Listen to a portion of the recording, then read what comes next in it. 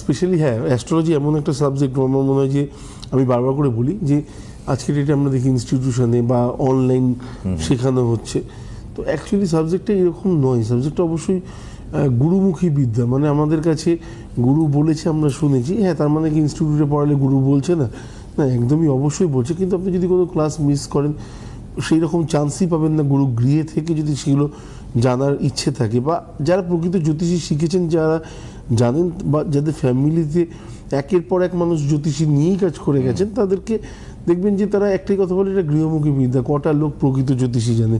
তো এটা অবশ্যই বাস্তব। হ্যাঁ, জ্যোতিষী জানেন না এটাও নয়, জ্যোতিষী কেউ বিভিন্ন লোকের বিভিন্ন স্টাইল থাকে, বিভিন্ন ভাবে থাকে।